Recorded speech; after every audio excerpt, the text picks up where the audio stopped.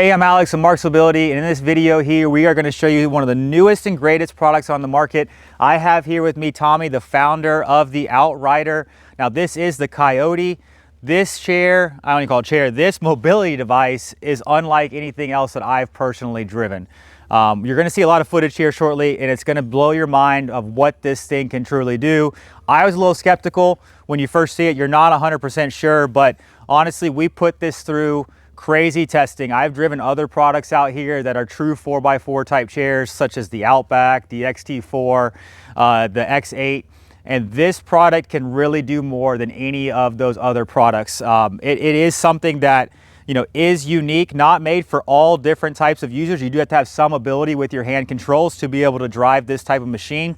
But if you really want to get outdoor, truly regain your freedom and independence and go on trails, and honestly, you're going to see in the video, tested it on a 17-degree hill with sugar sand. Something that I never thought was going to be possible with a device like this, but it was possible. So we're going to jump in now and just kind of go over some of the basic specs that you do want to be aware of if you are going to be a user for this device. I can go ahead and tell you that right off the bat that this unit is going to have about a 250-pound weight of the unit. And the reason why I mentioned that too is a lot of people are going to ask, how do I transport this if I need it?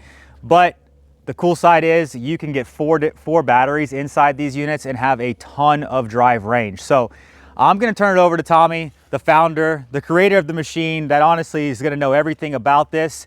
And Tommy, so go ahead and tell me about what's going to be the weight capacity on the unit. Yeah, so we rate these for 300 pounds on the machine. They can tow a variation of anywhere from about 50 to 150 pounds, depending on rider weight. 300 pounds on this is very conservative. We know a lot of our riders are ex-motocross racers or skiers, snowboarders, extreme athletes, or they're using them just in a heavy-duty kind of environment, snow, ice, really rough terrain, hunting. So when we say 300 pounds, we want to make sure that a guy can get out there, ride it rough, and is not going to have any issues as far as the weight capacity of the machine is concerned. And I know we talked about transporting it only being up to 250, and the weight with all four batteries about 220 if you just have two batteries inside the unit, which he did say is more their standard package that people are buying. But let's talk about overall drive distance, whether you have 1, 2, 3, 4 batteries, because that thing's going to blow your mind how far this thing can really go. Yeah, so the battery packs are lithium-ion packs. It's a Samsung cell, 21700 cell. And one thing that this really has going for it is the batteries are super low in the aluminum monocoque chassis. And that chassis has a massive internal volume. And the real win with this is as you add more and more battery weight, you're increasing your ballast and lowering the center of gravity further and further. But on a single battery, we like to be very, very careful with our range estimates to make sure that it'll truly deliver on what we say. But it helps that the batteries have so much capacity because we can be so conservative. So this will hold up to 4 lithium-ion packs. They're 1,500 watt-hours apiece. So on a single battery, in the worst kind of conditions, deep snow, cold temperatures, you'll see 10 miles per pack. So with 4 packs in those kind of conditions, you'll see 40 miles. Typical trail riding like we did today, you'll see about 15 miles per pack. So true 60-mile range off-road. And if you're riding hard pack, rolling stuff, fire roads, dirt roads, county park trails, you're going to see about 20 miles per pack. So about 80 miles on the max size 6,000 watt-hour pack, and about 30 to 40 miles in the standard 2-pack machine. Yeah, that's awesome, because there are a lot of people that do say, hey, I want to go places, but hey, now you're kind of opening up the doors. You can drive it if you're 5-10 miles from the park, go to the park all day, do those things. A lot of things that people really love to know too. Talk about power in the unit, maybe the torque, maybe the overall wattage of the motors, kind of what you're getting power-wise on these machines. Yeah, so it has 4 in-wheel motors. They're geared hub motors, so each one has a planetary transmission in each wheel. It has traction control, which is great for not tearing up trails, doing really well on ice and snow and sand. But power-wise, each motor is 1,250 watts, so it's 5,000 watts altogether. And these are geared for a 17-mile-an-hour top speed. So choosing top speed is really important as far as your gearing is concerned. So if you think about it as in a car, you can be in first gear, second gear, third gear. As you go to higher top speeds, you're also getting a taller gear ratio, so you're trading off some torque. So with this, we wanted to have that sweet spot of at 17 miles an hour, somebody can go and ride with their friends on mountain bikes.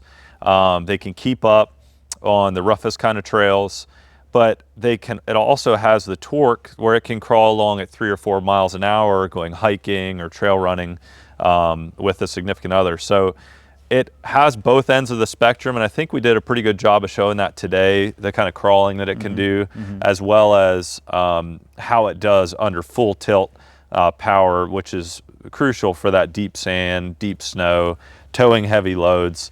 So yeah, super powerful machine. And it can be dialed back. So that's the other thing I did want to point out, is that sometimes people see that and they're like, whoa, this thing is too crazy for me. We can set this to 3 miles an hour and 100 watts to where it just barely peters across a lot. So that's nice. Yeah. You can set that, you can put somebody on it and not have to worry about the first time riders. Yep. Next thing I want to kind of go over to is going to be the hand controls. Now, I can tell you on this one, this is a throttle type control. I'm going to have Tommy here explain the other type of device in a second of how you're able to control it, but it is going to be, at least on this push-pull type system. Tommy, I'm going to hand it over to you. Tell us about the other type of device, and then maybe also talk about, yes, you see handbrakes on here, but it's really not needed, and kind of that regenerative braking type system that you built in, and maybe the other cool features that, honestly, I think makes this kind of unique and special. Yeah, sure. All right, so as far as the controls on this, we just call these the standard hand controls. We got a thumb throttle on the right on this one. It can be set up on the right or left side if somebody has reduced hand function. Brakes are split here, left side, right side, but those can be combined as well. Then over here we have an arm switch, a kill switch, and a forward and reverse switch. So these standard hand controls can be reconfigured in different ways. Somebody that's had a stroke can put everything on one side, control the machine safely with just one hand. Also, we make a special set of hand controls that we call tri-pin controls. And these basically allow the machine to be operable for someone that has no hand, wrist, forearm function, and just has a small amount of upper arm function to where they would be able to push some weight forward across the table or pull some weight back. That motion and kind of a dropping of the elbow and a raising of the elbow gives you full control of the machine. So one thing that's really neat about that is typically we're seeing for quads, you know, there's joystick controls. Really rough stuff like what we rode today, a joystick can be a little twitchy just because there's not much throw on the stick. But with the tri-pins, you look at the amount of throw that you would have for the steering, and instead of a joystick, which might have, you know, a couple inches of throw, you've got a foot of throw on the steering. So it gives you way more control, way less twitchiness on the trail. Yeah, I definitely felt that, especially when we were going over some of those inclines that I think we'll show you some of those kind of bike ramps that we were going over too. Like, that was my thought too, hitting it, is it going to kind of jar you to the side? And I mean, it stayed pretty, I mean, it was very easy to control. Yeah. I mean, we really tested this. A couple other cool things too that you talked about is kind of a lot of it being water resistant. We don't ever say waterproof. That's not a term I use in the industry because you just don't want to go there and somebody said, well, you said this. But talk about kind of normal usage, what kind of water it can be in, kind of talk about the seals, like, you know, for that water resistant, give us a little breakdown on that. Yeah, sure. So we wanted to build something that somebody didn't have to worry about. You know, obviously if you're out there and it starts raining, it starts snowing, or if you have to cross a creek, it is what it is, and you want to make sure that the machine is ready for that. And so the entire system is sealed. So every electronic on the machine is sealed. We always say it's not a submarine. You don't want to drive it to the bottom of a pond and hang out and then come back up. But rain's fine. Spraying it off is fine. You can cross creeks that are basically up to hub height, which is about 8 to 10 inches. And so it's protected from all those kind of everyday water situations. We don't want somebody to have to be worried about that, or worried that they're going to get stuck if the machine gets wet. And we talked about like a built-in charger too, because that's huge. You don't have to take it with you, right? You said it's got a cap on there, so that is waterproof as well. And remind me again, what is the charging time? If you're basically empty on the batteries, what's that charge time? And what's the advantage of having a charge time like that? Yeah, so each pack is 1,500 watt hours, and without getting too nerdy, the charger is a 1,000 watt charger. So it's gonna, from empty, it's gonna charge a battery in about an hour and 15 minutes each. So if you have 2 packs, you're gonna be 2.5 hours from empty to full. And you would be 5 hours if you had 4 packs and you drawn it down all the way. So that's incredibly fast though, for like a lot of what people are used to in the handicap industry. Most stuff's more 8, 10, 12 hours, charge it overnight. So yeah, like I think we mentioned earlier, you were saying people that want to get out, stop for a little bit. Is there any issue with what we call a short charge? Charging it some and then keep going? Not at all. Yeah, these are, with these lithium ions, they don't have any issue with that. So people can cycle it deep or shallow. We actually, again, this could get too nerdy too fast, but many electronics are charged to 4.2 volts to the cell, 100% on the cell, which is one of the biggest things that affects the lifespan of the cell. The other one being temperature, high temperature. So we charge to 4.15 volts to the cell, so the pack is technically at about 95% state of charge when it's full, and that really extends the lifespan of the pack. And also, it's such a large pack that thermally the cells aren't working hard as they would in a smaller pack. So it's also getting that life extension because the cells are running at a cooler temperature. So what are you giving individuals then warranty-wise based on the device, electronics / batteries? Like break down that for us. Yeah, sure. So it's a 2-year warranty on the machine, nose to tail. That's not, doesn't include tires and brake pads. We call that like wear and tear. Right, it's kind of in the industry. Right. So 2 years on the machine and then 5 years on the battery. And we're thinking about extending it beyond 5 years because typically that's what people were worried about the most. Yeah. And these batteries have been just rock solid reliable. So we want to make sure that confidence comes across that you're not going to have battery issues early on in the life of this machine. That's awesome. Now the tires, these are 20, well, how big are these tires? Yeah, so it's a 16-inch motorcycle tire, which measures 22-inch on the outer diameter. It's a dirt bike tire that would be on the back of like a Honda 100 to 150 type of dirt bike. And standard asphalt type driving, 20 PSI is about recommended, right? To get like kind of that better distance and everything else. But if you're going more off-road and you want more comfort, you know, anywhere that 5 to 10 PSI is still going to be a good range to be in? Yeah, the 5 would be down if you're kind of in deep sand like we are today. It's going to help it run more efficiently in that. And if you're on really nasty, rooty stuff, you might want that. 10 is a good all-around pressure if you're not out on the roads raging around the corners. 10 is a nice all-around pressure for that. Now, one more thing that I want to talk about with this unit, and this is where I want your expertise to come in.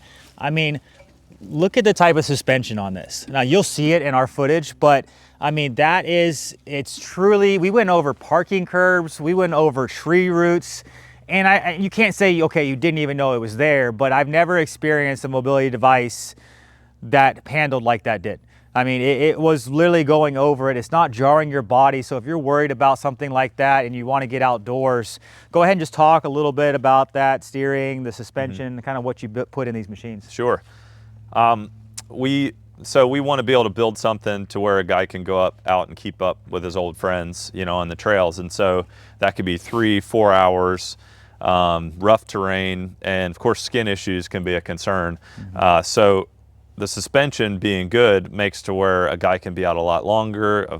It's a lot more enjoyable experience. And so with the unit in general, with the suspension, our goal is let's get as much wheel travel as possible on the front and the rear of this machine. So that was the goal, is just maximize wheel travel. We have A-arm suspension up front. It's got adjustable air suspension, so you can tune it into rider weight if you want a firmer feel, if you want a softer feel. Also, trailing arm air suspension in the back. This was the inspiration for the rear suspension, comes out of trophy trucks. And because we've got an in-wheel motor, we don't have the limitation of the driveline having to be connecting the rear wheels to where, like on a pickup, you know, there's a lot of solid axle pickups to where you're always, you know, the wheels are technically connected and you've got so much unsprung weight there that it comes through in the ride quality. With this, you know, I can grab this tire and you can see how that's moving independently. So it makes it really plush. You got about 4 inches of wheel travel in the front, 5.5 in the rear. And, you know, it's just, I think where this is the most fun is you're riding across kind of a rutted out field at full speed, 17 miles an hour, and you see the suspension just working, and there's nothing quite like it. Yeah. And we were talking earlier too, and I mean, this is something that spurred my mind. I have my grandpa, he's 89 years old. He goes hunting all the time, you know, did the ATVs, did the different things, but the quietness of this unit, I think is what's going to differentiate it some too. For people that want to go hunting, you know, and they're worried about, you know, getting out, making noise. We said you can put a type of trailer or you can trail about 150 pounds behind this, correct? That's right. So, yeah. You know, unless you're killing really big deer, you know, you could basically technically bring this all the way out to your stand or to where you're at, because it is almost silent. I mean, literally it's the same sound as if you're walking, you know. There's not a lot of sound behind it. So if you are an avid hunter or you want to get back out there too, I think that's a really important feature too, to be able to pull some weight behind the unit as well. Cool. All right, let's go hit these. All right. Hit these trails over here and kind of see what this is like. So, man, that's crazy. No problem with power on those things.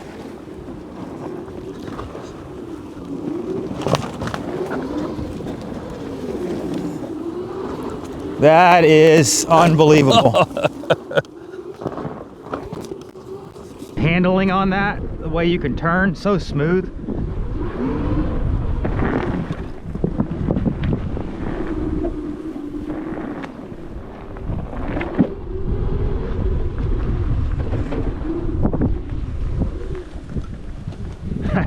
That's so cool. There's not really anything else that I could compare that to out there on the market. Yeah, just the way it handles, man, the suspension behind it. I mean, it's top notch. You really thought of a lot of stuff with this. I mean, I was pretty shocked. It does not jar you, you know, when you're going over things. I mean, it really handles it well. And honestly too, the nice part about it too is that built-in kind of braking system as well. Like if you are getting a little bit nervous, you don't have to slam on that handbrake. It is going to slow you down. And you know, I think just getting used to that thumb control of you know, whatever your level of comfort is, you know, when you're kind of going over things. So you know, obviously first time driving it, and I'm already getting more and more brave as we go through it. But yeah, let's go back and let's hit it this way. Good.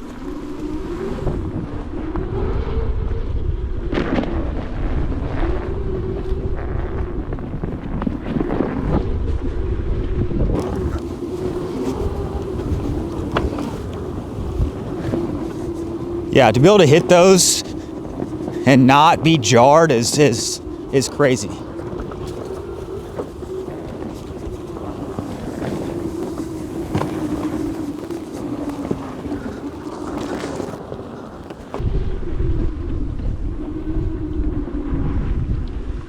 thing I really, I'll turn around here.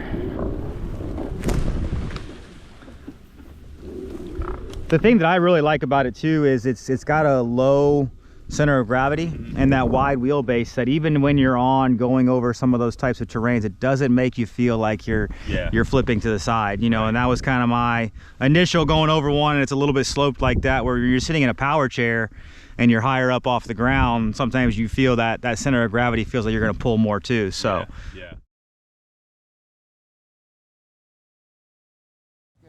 Hey, so I'm out here filming with Tommy on one of their Outrider products. We're about to hit this really steep, basically beach sand. It's as soft as it gets, the type of sand, with this amazing device. Now, we did lower the PSI.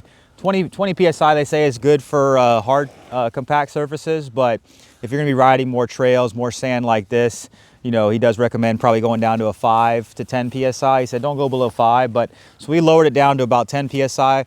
I've already hit this hill once with the full 20 PSI, and it did go up it.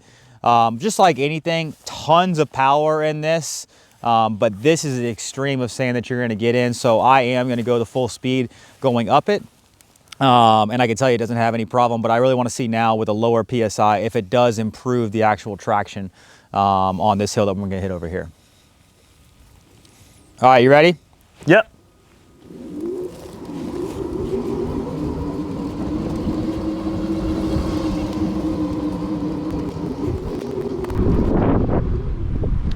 Yeah, it made a difference. I was gonna say, it seemed like the power was a lot more efficient. It made a pretty significant difference. I mean, like I would say the first time I felt maybe like a 50% resistance when I got up here of like slowing down. Right. And this one was maybe like 15. You know Wow. what I mean? Like just I guess it's just not sinking in and making the motors work as hard, yeah, huh? it was just definitely different. All right, so I'm gonna do the same thing now. I'm not gonna go full speed just to see if it's not full max power. I'm just curious. So we just really want to be true and honest about what the product can do. So I'm not gonna hit it at full speed, and I'm gonna see what it can do here.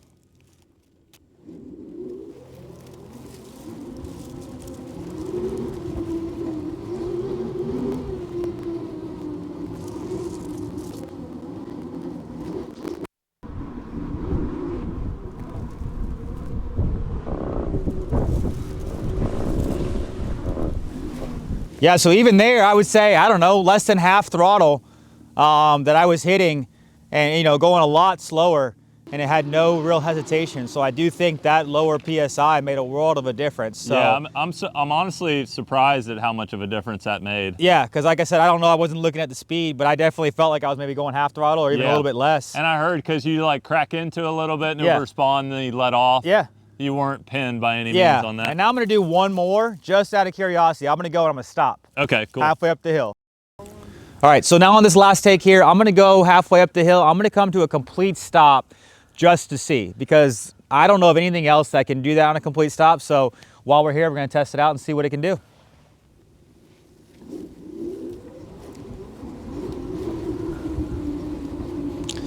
So I'm gonna get right to about here, about that halfway point, real soft sand, just so you can see how I'm going backwards, just so you guys know I'm not playing any gimmicks here. And now I'm gonna see from here what it can do.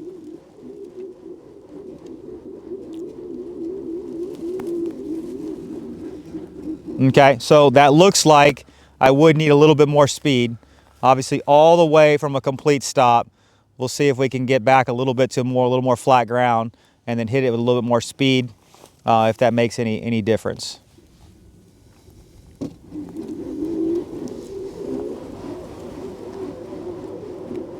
I don't know if sometimes maybe trying to keep the wheels, you know, I mean, it's still climbing. Even that, I mean, I know we're fully testing that machine out. Impressive. I mean, basically from a complete stop, you know, I had to roll backwards just a little bit to kind of get the momentum going again. But once it started going, I'm sure it was pretty maxing it out, but it was still putting along. So, yeah. I mean, grinding. I was very surprised that yeah. it still did that there. And, you know, and I'm 220 pounds, so it's not like I'm a light guy. And I mean, that's impressive. I don't think anything else currently on the market can do quite like what this product can do. I mean, overall, I'm thoroughly impressed with this product. I think it's going to be a game changer on the market. I do want to thank Tommy for his time to come out and show us these products. If you have any questions about this product, we'll have more information in a link below where you can give us a call, and we'd love to speak to you. Hi, I'm Mark. And my name is Alex. We're co-owners of Marc's Mobility. I started this company in 1995. We sell many products, not just what you see in this video.